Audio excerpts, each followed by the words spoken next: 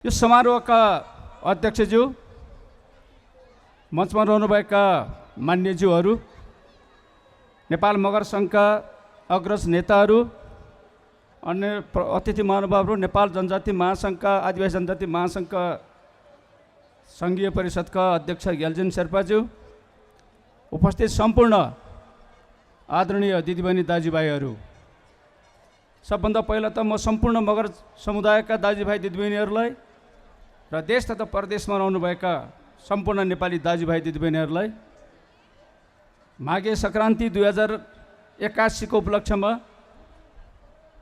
नेपाल सरकारका सम्माननीय प्रधानमन्त्री केपी शर्मा ओलीको तर्फबाट, सिङ्गो नेपाल सरकारको तर्फबाट र मेरो व्यक्तिगत तर्फबाट यहाँहरू सबैलाई म हार्दिक शुभकामना व्यक्त गर्न चाहन्छु। तपाईँहरूको सुस्वास्थ्य, प्रगति, विकास र समुन्नतिको पनि शुभकामना व्यक्त गर्न चाहन्छु। अहिले हामी असाध्यै खुसियालीमा छौँ र सम्पूर्ण आदिवासी जनजाति साथीहरूले बुझ्नुपर्छ हाम्रो चाहिँ समस्या अझै पनि समाधान भएको छैन भनेर। तर नेपाल सरकार, नेपाल राज्य, नेपालको संविधान सभाले महत्त्वपूर्ण निर्णयहरू गरेर नेपालका आदिवासी जनजातिहरूको मागलाई सम्बोधन गरेको छ। नेपाल बहुधार्मिक मुलुक भएको हुनाले हाम्रो संविधानमा धर्मनिरपेक्ष राज्यको घोषणा व्यवस्था गरियो। नेपाल बहुजातीय बहुसांस्कृतिक मुलुक भएको हुनाले सबै संस्कृतिका आफ्ना आफ्ना जातिका संस्कृतिहरूलाई राष्ट्रले सम्मान गर्यो। माघे सङ्क्रान्तिको कुरा, पुसे 15 को कुरा, सोनाम लोसारको कुरा, ग्याल्बो लोसारको कुरा, किराँत समुदायको उँधौली उभौलीको कुरा, बकरत ईदको कुरा होला, या हामी ठुला हाम्रा राष्ट्रिय चाडहरू छन्, त्यो सबैलाई सम्मान गरेर सार्वजनिक बिदा दिएर यो हाम्रो सम्पूर्ण जात जातिको सम्मान यो राज्यले गरेको छ। हाम्रो त्यो माग चाहिँ हामीले पुरा गरेका छौँ र साथै नेपालको आदिवासीहरूको अधिकार सम्पन्न गर्नको लागि नेपालमा बोलिने सबै मातृभाषाहरूलाई समान अधिकार दिएर सबै राष्ट्रवादको चाहिँ भाषाको मान्यता दिएको छ र अहिले नेपाली भाषा सबै पूर्व पश्चिमदेखि हिमालदेखि तराईसम्मका नेपाली बुझ्ने भाषा भने हुनाले नेपाली भाषा हाम्रो सम्पर्कको भाषा, हाम्रो चाहिँ मुख्य चाहिँ सरकारी कामकाजको भाषा भएको छ। र यसका अतिरिक्त मगरहरू जो चाहिँ मूलतः गण्डकी प्रदेश र लुम्बिनी प्रदेशमा अहिले बसोबास गर्नुहुन्छ, म प्रदेश सरकारहरूलाई अनुरोध गर्न चाहन्छु, गण्डकी प्रदेश सरकारलाई अनुरोध गर्न चाहन्छु, लुम्बिनी प्रदेश सरकारलाई अनुरोध गर्न चाहन्छु, मगरहरूको भाषा र लिपिको संरक्षण र विकासको लागि त्यहाँका सरकारहरूले मगर भाषालाई सरकारी कामकाजको भाषाको रूपमा स्थापित गर्नुपर्दछ, त्यसलाई मान्यता दिनुपर्दछ र त्यहाँ मगर भाषामा सरकारी कामकाजको अतिरिक्त त्यहाँको भाषिक समुदायलाई सम्मान र चाहिँ त्यो भाषाको संरक्षणको भूमिका निर्वाह गर्नुपर्दछ भन्ने अनुरोध गर्न चाहन्छु। हामीलाई चाहिँ अर्को अधिकार पनि हामीले पाएका छौँ कि नेपालको संविधानले नेपालको आदिवासीहरूलाई, हामी आदिवासीहरूको तर्फबाट आदिवासीहरूको आन्दोलन गरिरहँदाखेरि हामीले राज्यको तर्फबाट राखेका थियौँ, हाम्रो पहिचानको आधारमा नाम राज्यको नाम दिइयोस्। तर राज्यले भन्यो हाम्रो मुलुक चाहिँ बहुभाषिक भइसकेका हुनाले, बहुजातीय भइसकेका हुनाले, बहुसांस्कृतिक भइसकेका हुनाले एउटा जातिको मात्रै नामबाट राज्यको नाम दिँदाखेरि यसले चाहिँ शोभनीय हुँदैन, लोकतन्त्रको मूलभूत मान्यतालाई स्वीकार गर्दैन। त्यस कारणले हामी नाममा भन्दा सम्मानमा भन्दा हामी अधिकारमा जोड दियौँ हामीले। त्यस कारणले हामीले के भन्यौँ भनेदेखि नेपालका आदिवासी जनजातिहरूको आफ्नो जनसङ्ख्याको आधारमा यो मुलुकको सबै चाहिँ संयन्त्रहरूमा, राज्यका सबै निकायहरूमा उनीहरूको चाहिँ जातीय जनसङ्ख्याको आधारमा पहुँचको कुरा, प्रतिनिधित्वको कुरा, उनीहरूको प्रतिष्ठाको कुरा, उनीहरूको सम्मानको कुरा हुनुपर्छ भनेर हामीले राज्यको सामु राखेका थियौँ र त्यो कुरालाई राज्यले स्वीकार गरेर, नेपालका ठुला राजनीतिक दलहरूले स्वीकार गरेर, संविधानका सभाका मान्य सदस्यले स्वीकार गरेर उनीहरूले भन्यो नेपालको चाहिँ अबको चाहिँ निर्वाचन प्रणाली या प्रत्यक्ष निर्वाचन प्रणाली मात्रै हुने छैन, प्रत्यक्ष निर्वाचन प्रणाली र चाहिँ समानुपातिक समावेशी निर्वाचन प्रणाली हुनेछ र त्यो समानुपातिक समावेशी निर्वाचन प्रणालीमा यो मुलुकका 5 वटा सामाजिक समूहहरू, खस आर्य समुदाय, आदिवासी जनजाति समुदाय, मधेसी समुदाय, दलित समुदाय र अल्पसङ्ख्यक सांस्कृतिक धार्मिक समुदाय, मुस्लिम समुदाय र एक अत्यन्त लोपोन्मुख र अल्पसङ्ख्यक समुदाय र पिछडिएको क्षेत्र गरेर हामीले र थारू समुदाय गरेर राज्यमा यो जातिहरूको, यी समुदायहरूको जनसङ्ख्याको आधारमा हामीले प्रतिनिधि सभामा, राष्ट्रिय सभामा, प्रदेश सभाहरूमा र स्थानीय तहमा पनि उनीहरूको समानुपातिक समावेशी प्रतिनिधित्वको व्यवस्था गरेका छौँ।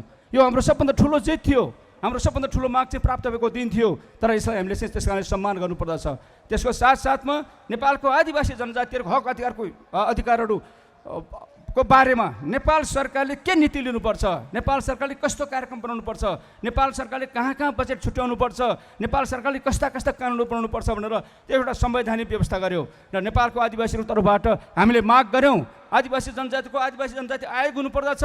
आज नेपाल सरकारले स्वीकार गरेर नेपालमा चाहिँ आदिवासी जनजाति आयोग बनाएको छ, दलितको हक अधिकारलाई दलित आयोग बनाएको छ, थारू आयोग बनाएको छ, मधेसी आयोग बनाएको छ, समावेशी आयोग बनाएको छ, महिला आयोग बनाएको छ। सबै समुदायको आयोग गठन गरेर सबै समुदायको मागहरू पुरा गर्ने कुरामा उनीहरूको बारेमा चाहिँ सही नीति निर्माण गर्ने कुरामा, बजेट छुट्याउने कुरामा, कार्यक्रम ल्याउने कुरामा नेपाल सरकारले संविधान सभाबाट यो चाहिँ नेपालको संविधान सभाले यो संविधानमा हाम्रो संविधान यी कुराहरूको प्रत्याभूति गरेर मुलुक चाहिँ साँच्चै नै बहुसांस्कृतिक, साँच्चै नै बहुभाषिक, साँच्चै नै बहुधार्मिक, साँच्चै नै बहुजातीय भन्ने कुरा स्वीकार गरेर र यति कुरा मात्रै होइन नेपाल भौगोलिक रूपमा विविधता समाज छ भनेर त्यो कुरालाई पनि स्वीकार गरेर अहिलेको नेपालको संविधान नेपाल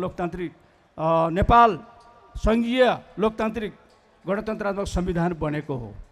त्यस कारणले हामीले चाहिँ अझै पनि समाजमा केही मान्छेहरू होलान् आदिवासीहरूको माग पुरो भएको छैन, केही भएको छैन भन्नेहरू कुरा छ, त्यस्ता कुराहरूको पछि लागि हामीलाई साध्य छैन। हामीले धेरै अधिकार पाएका छौँ। दुनियाँको आदिवासी आन्दोलनको इतिहास हेर्नुहोस्, धेरै चाहिँ ठाउँमा धेरै चाहिँ रक्तपात भएको छ, धेरै मान्छेहरूले चाहिँ जेल खाएका छन्, धेरै मान्छेले ज्यान गुमाउनु परेको छ, तर त्यहाँ उपलब्धि प्राप्त भएको छैन। नेपालको आदिवासी जनजातिको शान्तिपूर्ण आन्दोलनले नेपालमा आदिवासी जनताहरूको हक अधिकार धेरै रूपमा चाहिँ स्थापित गरेको छ र आज महिलाहरूको अधिकारको कुराकानी गर्नुहोस्, आदिवासीहरूको अधिकारको कुराकानी गर्नुहोस्, दलित या मधेसीको या अल्पसङ्ख्यक या पिछडिएको क्षेत्रको कुराकानी गर्नुहोस् या वर्गीय रूपमा चाहिँ आधारभूत किसान मजदुरको कुराकानी गर्नुहोस्, सबैको अधिकार सुनिश्चित गर्ने काम हाम्रो संविधानले गरेको छ। नेपाल सरकारको एउटा प्रवक्ता हैसियतले म यहाँहरूसम्म चाहिँ के निवेदन गर्न चाहन्छु भने यी कुराहरू कार्यान्वयन गर्ने कुरामा अहिलेको सरकार प्रतिबद्ध छ। अहिले चाहिँ नीति र कार्यक्रम ल्याउने कुरामा, बजेट बनाउने कुरामा पनि तपाईँले सुझाव दिनुपर्दछ र आदिवासी जनजातिहरूको यी यावत कुराहरू नीतिगत कुरा बाहेक अरू भाषाको संरक्षणको कुरा होला, उनीहरूको पेसा व्यवसायको कुरा होला, उनीहरूलाई निजामतीमा या सेना प्रहरीमा उनीहरूलाई चाहिँ भर्ना गराउने कुरामा, वातावरण निर्माण गर्ने कुरामा होला नेपाल आदिवासी जनजाति उत्थान राष्ट्रिय प्रतिष्ठान गठन भएको छ, त्यो सञ्चालनमा छ। अहिले भर्खर आदिवासी जनता उत्थान राष्ट्रिय परिषदको प्रतिष्ठानको उपाध्यक्षले तपाईँले सम्बोधन गरेर जानुभयो। त्यसैले आदिवासी जनताको हक अधिकारलाई नेपाल सरकारले राम्रै व्यवस्था गरेको छ भन्ने मलाई लाग्दछ। त्यस कारणले आदिवासी जनजातिहरू अब हामी राज्यले छुट्याएको दिएको यो सुविधा, यो सहुलियत, यो अधिकार प्रयोग गरेर आदिवासी जनताको उत्थानमा लाग्नुपर्दछ। म मगर समुदायका दाजुभाइ दिदीबहिनी भन्न चाहन्छु, अहिले पनि नेपालको निजामतीमा हेर्ने हो भने, अहिले पनि नेपालको प्रहरीमा हेर्ने हो भने, अहिले पनि नेपालको सशस्त्र प्रहरीमा हेर्ने हो भने, नेपाली सेनामा हेर्ने हो भने मगरहरूको चाहिँ प्रतिनिधित्व कमजोर नै छ देखिन्छ। त्यस कारण नेपाल मगर सङ्घले यी यावत कुराहरूमा सरकार राज्यले दिएका यी सुविधाहरू कसरी मगर समुदायले प्राप्त गर्न सक्छ, त्यो ठाउँ त्यो प्रतिस्पर्धामा कसरी उनीहरू अगाडि आउन सक्छ भनेर चाहिँ ख्याल पुर्याउनु पर्दछ, हेक्का राख्नु पर्दछ, आवाज उठाउनु पर्दछ र सरकारलाई झकझगाउनु पर्दछ। किनभने म के अनुरोध गर्न चाहन्छु भने मगर जाति नेपालको सबभन्दा ठुलो जाति, आदिवासी जनजातिको सबभन्दा ठुलो जाति, धेरै जनसङ्ख्या भएको जाति, प्रथम शहीद उत्पादन गरेको जाति र नेपालको एकीकरणमा पृथ्वीनारायण शाहको सेनामा बसेर नेपालका आदिवासी मगर जातिहरूले, नेपालको गुरुङहरूले, नेपालका क्षेत्रीहरूले यो एकीकरणको अभियानमा पृथ्वीनारायण शाहको सेनाको प्रमुख अङ्ग भएर नेपालको एकीकरणमा महत्त्वपूर्ण भूमिका निर्वाह गरेको कुरा राज्यले भुल्नु हुँदैन, नेपालीले भुल्नु हुँदैन, हामी कसैले पनि भुल्नु हुँदैन। त्यति मात्र होइन, मगरहरूको सोझोपन, मगरहरूको लडाकुपन, मगरहरूको पराक्रम, उनीहरूको यस्तो कारणले गर्दाखेरि प्रथम विश्वयुद्ध र दोस्रो विश्वयुद्धमा मगर जातिका थुप्रै मान्छेहरूले धेरै नाम कमाए, धेरै चाहिँ वीर चक्र प्राप्त गरे उनीहरूले। त्यही लिगेसीबाट, त्यही लेखिएलाई समातेर धेरै नेपालका चाहिँ आदिवासी जनजाति दाजुभाइहरूले ब्रिटिस सेनामा चाहिँ उनीहरूले चाहिँ आफ्नो जागिर पाए, भारतीय सेनामा जागिर पाए, धेरै चाहिँ राम्रो जागिर पाए उनीहरूले। तर त्यहाँ आज त्यो परिस्थिति बदलिएको छ।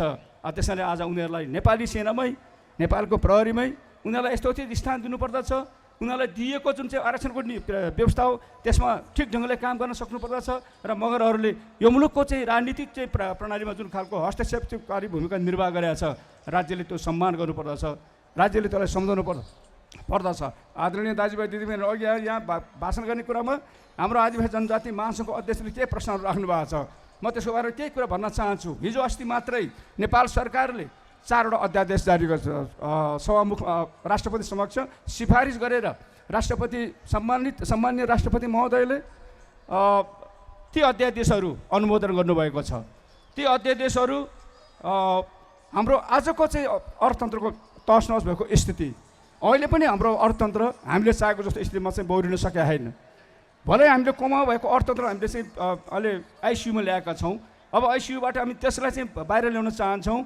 त्यसका लागि केही नीतिगत अवरोधहरू थिए, केही चाहिँ समस्याहरू थिए। हाम्रा 11वटा कानुनहरू त्यस्ता कानुन छन् जसले हाम्रो अर्थतन्त्रको सुधारमा, यो मुलुकमा लगानी गर्नको लागि, यो मुलुकमा उद्योग सञ्चालन गर्नको लागि, यो मुलुकमा व्यवसाय गर्नको लागि अवरोध सिर्जना गरेका थियो। हामीले चाहिँ चाहेर पनि धेरै चाहिँ चाँडैभन्दा चाँडै यसको उत्थान गर्न सकेनौँ, यो अर्थतन्त्रलाई तङ्ग्राउने काम गर्न सकेका छन्। त्यसकारणले म अनुरोध गर्न चाहन्छु, आर्थिक तथा व्यावसायिक वातावरण सुधार तथा लगानी अभिवृद्धि सम्बन्धी 11वटा पुराना नेपाल चाहिँ केही नेपालका ऐनहरूलाई संशोधन गरेर एउटा अध्यादेश जारी गरेका छौँ हामीले। अब त्यसले गर्दाखेरि लगानीको अभिवृद्धि हुने कुरा, त्यसले गर्दाखेरि हाम्रो उद्योगमा, हाम्रो व्यवसायमा काम गरेका साथीहरूको, काम गरेका उद्यमी व्यवसायीहरूले सहुलियत पाउने कुरा, उनीहरूलाई काममा सहज हुने कुरा, उनीहरूको काममा अप्ठ्यारो भइरहेका सबै कुरालाई हटाएर अत्यन्त सरल ढङ्गले, छिटो छरितो न्याय पाउने ढङ्गले, छिटो छरितो त्यो चाहिँ ती उद्योग व्यवसायलाई सञ्चालन गर्ने ढङ्गले हामीले अध्यादेश जारी गरेर नयाँ कानुन ल्याएका छौँ।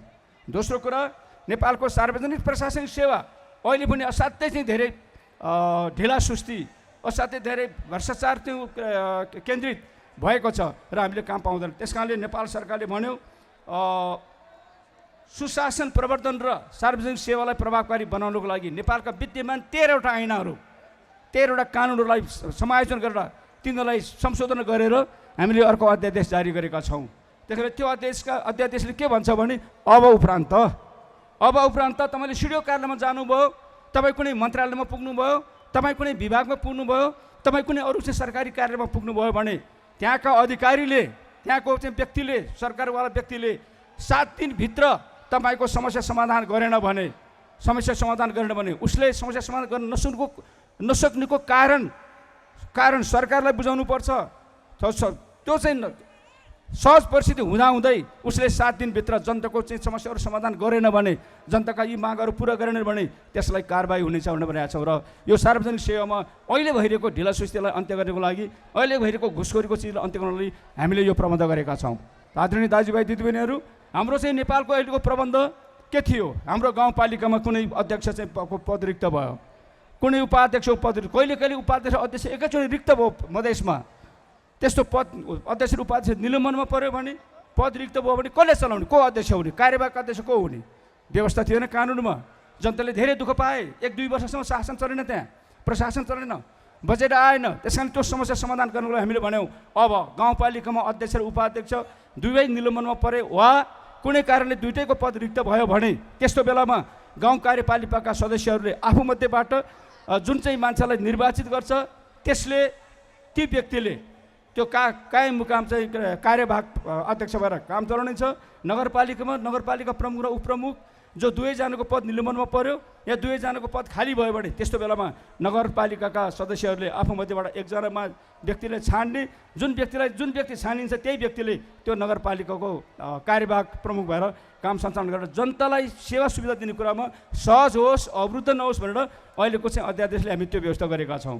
आदरणीय दाजुभाइ दिदीबहिनीहरू, त्यस कारणले अब म अर्को चाहिँ के भन्न चाहन्छु भने अर्थतन्त्रलाई अझ सुदृढ गर्नको लागि आर्थिक कार्यविधि ऐनलाई हामीले चाहिँ संशोधन गरेका अध्यादेश ल्याएका छौँ। त्यसलाई संशोधन गरेर र चाहिँ तपाईँको निजीकरण सम्बन्धी ऐनलाई चाहिँ सुधार गरेर हामीले ल्याएका छौँ। र युवा साथीहरू हुनुहुन्छ धेरै, अहिले आइटी सेक्टरमा व्यवसाय सञ्चालन गरिरहेका आइटी सेक्टरका विज्ञानलाई म भन्न चाहन्छु, आइटीका चाहिँ व्यवसायीहरूलाई म भन्न चाहन्छु कि तपाईँहरूको यो मुलुकमा आइटीको व्यवसाय सञ्चालन गर्दै हुनुहुन्छ भने तपाईँले विदेशमा पनि आफ्नो कार्यालय खोल्न सक्नुहुन्छ, ताकि तपाईँहरूले विदेशमा तपाईँहरूको चाहिँ व्यवसायसँग सम्बन्धित कुनै चिजमा तपाईँले प्रतिस्पर्धा गर्नु पऱ्यो भने प्रतिस्पर्धा गर्न पाउनुहुन्छ, विदेशमा व्यवसाय गर्न पाउनुहुन्छ, विदेशमा पैसा कमाउन पाउनुहुन्छ र त्यो पैसा नेपालमा सजिलोसँग ल्याउनु पाउने व्यवस्था हामीले गरेका छौँ। यसले गर्दाखेरि थुप्रै आइटी व्यवसायहरूको व्यवस्थापन गर्ने कुरा, उनीहरूलाई चाहिँ तपाईँको काम गर्न सजिलो बनाउने कुरा हामीले गरेका छौँ। आदरणीय दाजुभाइहरू, यति कुरा राखेर धेरै मान्छेहरूको मनमा होला के प्रचार पनि होला कि अध्यादेश किन ल्याएको, अब चाहिँ संसद चल्ने बेलामा हामीलाई के भयो भनेदेखि अध्यादेश हामीले रहरले ल्याएको होइन, हाम्रो आवश्यकताले। किनभने हाम्रो संसदमा चाहिँ पेस गरे पनि 6 वर्षसम्म चाहिँ कानुन नबनेको इतिहास छ हाम्रो चाहिँ देशमा। अहिले चाहिँ संसदमा लगे पनि त्यो 2-4 वर्ष चाहिँ हुन नसक्ने या बढीमा 1-1.5 वर्ष लाग्ने परिस्थिति भए हुनाले हामीले अहिले तत्काल समस्याको समाधान गर्नको लागि देश र जनताप्रति चिन्तित भएर यो सेवा चाहिँ जनतालाई राम्रो सेवा दिउँ, जनतालाई छिटो सेवा दिउँ, जनतालाई सस्तो सेवा दिउँ र उद्यमी व्यवसायहरू विदेशीहरू लगानी गर्ने चाहिँ परिस्थिति बनोस् र हाम्रो देशका चाहिँ व्यवसायहरूले पनि जो चाहिँ के अरे उद्योग चलाइरहेछ, व्यवसाय चलाइरहेछ, उनीहरूले पनि विदेशी चाहिँ व्यवसायिक कम्पनीहरू जस्तै विदेशी कम्पनीहरूसँग उनीहरूले ऋण लिन पाउने उनीहरू त्यो चाहिँ व्यवस्था हामीले गरेका छौँ। त्यस कारण यसले पनि हाम्रो उद्योगको धेरै उत्साह चाहिँ पूर्ण वातावरण बनाउने क्रममा विश्वास राख्न चाहन्छु। यति कुरा यहाँको समस्या राखेर फेरि पनि यो भव्य समारोहको बिच मगर समुदायले जुन खालको चाहिँ आफ्नो महत्त्वपूर्ण पर्व नयाँ वर्ष मकर सङ्क्रान्ति मनाएको छ, सबै मगर दाजुभाइहरूलाई फेरि पनि म एकपटक शुभकामना दिएर म आफ्नो भनाइ अन्त्य गर्न चाहन्छु। धन्यवाद। जोरले छ्या चालु। नमस्ते।